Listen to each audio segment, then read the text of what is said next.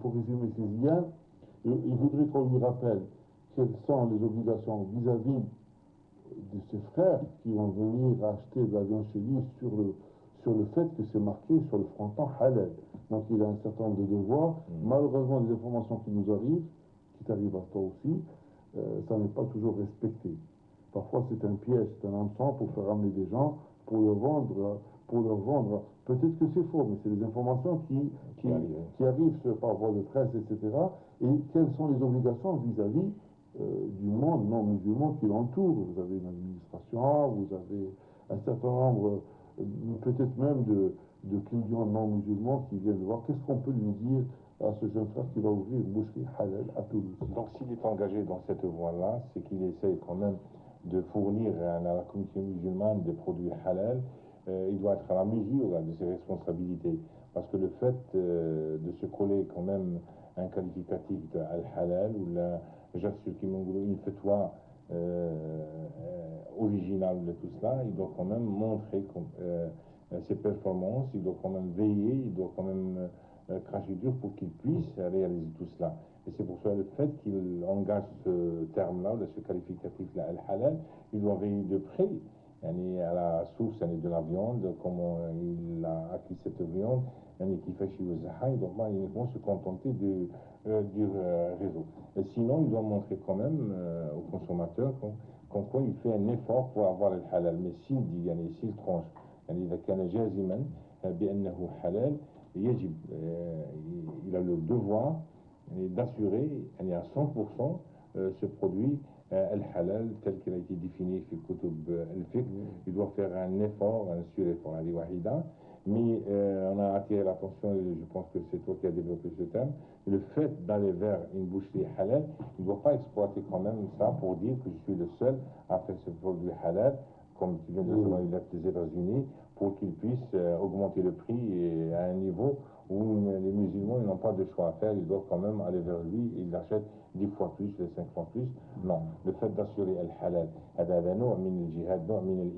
mais il doit quand même être accompagné برحمة في الأسعار pour les prix, donc il essaie quand même d'être au profit de cette communauté musulmane qui est autour de lui, au niveau de cette grande ville de France, qui est Toulouse, parce que parfois c'est malheureux qu'on le trouve, il y en a beaucoup chez des commerçants musulmans qui traitent des produits de près, t'as l'Akmissa, t'as l'Auto et tout cela, puis ils profitent, comme ici, on a vu ici à Alger, il y a des boutiques qui ouvrent pour l'Auto, le musc, et on sait très bien que le Nabi sallallahu alayhi wa sallam c'est le musc, mais les prix sont vraiment ما عندهمش حد شيء غير معقول.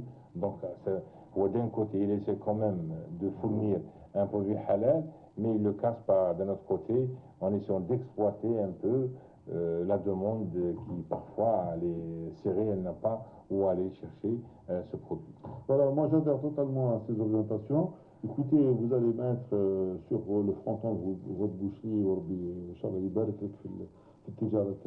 vous allez mettre halal. Halal, il faut savoir ce que c'est, comme l'a dit Sylvien, lisez dans les livres, etc. Soyez vigilants, hein, que c'est véritablement de la viande halal, des produits halal que vous allez vendre. Sachez aussi que les gens vont déposer leur confiance en tant que musulmans parce qu'ils n'ont pas les capacités de vérifier ce que vous leur vendez, c'est entre vous et Dieu. Wallah subhanahu wa ta'ala, Inch'Allah, ajraki idha kunt mu'taman. Si vous êtes vigilant, que vous leur vendez véritablement ce qui est halal, soyez certains.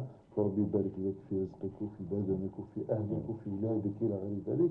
Si c'est le contraire, ne fait pas partie de la communauté des croyants, celui qui falsifie. Maintenant, vis-à-vis aussi de la société dans laquelle vous êtes, écoutez, il y a des délais de péremption, il y a une qualité de viande, il y a des étiquettes, il y a une traçabilité. Vous avez accepté de vivre à Toulouse, dans une société qui a ses règles. Il faut jouer le jeu. Il faut, parce que les gens vont, il faudrait qu'ils aient une véritable image de l'islam. Le musulman n'a pas un double visage. Il montrerait à la communauté des croyants et des musulmans un aspect de sa personnalité. Et peut-être que des gens vont venir en dehors des musulmans acheter chez vous. Ils voudraient aussi peut-être quelque part être rassurés. J'ai entendu récemment une conférence faite par une grande dame de Paris qui n'est pas musulmane sur la qualité des produits halal vendus en France. Euh, C'était malheureux, mais sanitairement, ça n'est pas de qualité meilleure que la viande qui est vendue par ailleurs dans le commerce français. Alors que notre devoir en tant que musulman, il faudrait qu'elle soit de qualité supérieure, surtout que par ailleurs, vous le savez très bien, cette viande halal est vendue beaucoup plus cher que la viande qui est commercialisée par ailleurs. Donc, chiffre d'affaires, prévention, tout ça, je crois que honnêtement, il faut respecter la société dans laquelle vous êtes. C'est toute l'image de l'islam qui en dépend. Euh, alors, Nawel habite à Alger avec sa petite famille. Elle me dit que depuis plusieurs années, elle s'inscrit pour partir en pèlerinage. Malheureusement, ni son nom ni celui de son mari ne figurent parmi ceux qui sortent de l'escarcelle comme faisant partie des prochaines fournées de pèlerins. Et elle me dit, est-ce que je pourrais partir faire un mal? C'est-à-dire, elle a entendu la réalisation d'une petite Umrah, d'une Umrah fait Ramadan équivaut à un pèlerinage. Est-ce que dans la pratique, elle se hajja parce qu'elle est partie en Umrah?